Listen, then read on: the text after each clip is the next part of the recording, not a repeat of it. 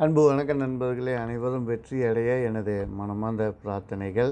சரி, இன்றைக்கு நம்ம பார்க்க போகிற பொருத்த எண் பார்த்திங்கனாக்கா 7ம் 8ம்.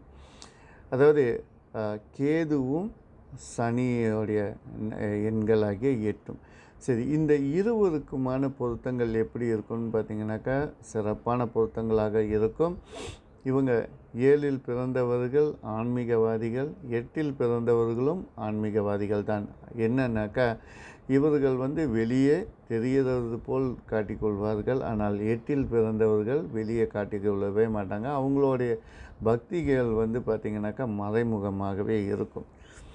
சரி, குடும்பம்னு வரும்போது இவங்கள் இருவருக்குமே சிறப்பான ஒரு ஒற்றுமை இருக்கும். எப்போதுமே அன்பாக பாசமாக இருப்பார்கள். ஆனால் இதை வெளியே மற்றவர்கள் பார்க்கக்கூடிய அளவுக்கு காட்டிக்கொள்ள மாட்டார்கள். அதாவது சிலர் வேஷம் போட்டு வாழ்க்கை வாழ்வாங்களே, அதுபோல் இல்லாமல் இவங்க எதுவாக இருந்தாலும் உண்மையாக நேரடியாக பேசக்கூடியவர்கள் இருவருமே. ஸோ மற்றவர்களுக்கு பார்க்குறதுக்கு இவங்களுக்கு உள்ளார ஒரு ஒற்றுமை இல்லையோ, இவங்களுக்குள்ளார பிரச்சனை இருக்குமோ அப்படின்னு நினைப்பதற்கு வாய்ப்புகள் உண்டு. இருந்த போதும் இவங்கள் இருவருமே நல்ல ஒரு சந்தோஷமான வாழ்க்கையை வாழ்வார்கள். அன்போடு பாசத்தோடு நீண்ட நாள் ஒற்றுமையாக வாழ்வதற்கும் வாய்ப்புகள் உண்டு. இவங்களோட கவனங்கள் பிள்ளைகள் மேலும் தன்னுடைய குடும்பத்து மேலும் அதிகமாக இருக்கும். சொத்து சேர்க்கையும் உருவாகும்.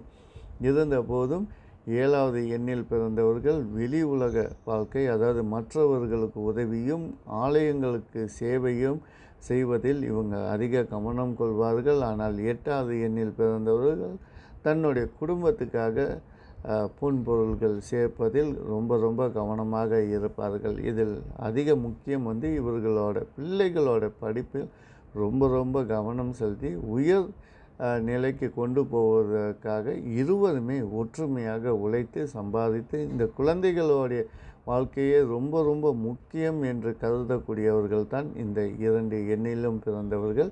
இவங்களுடைய வாழ்க்கை கண்டிப்பாக சிறப்பான வெற்றி அடைவதற்கு வாய்ப்புகள் உண்டு. நன்றி, வணக்கம்.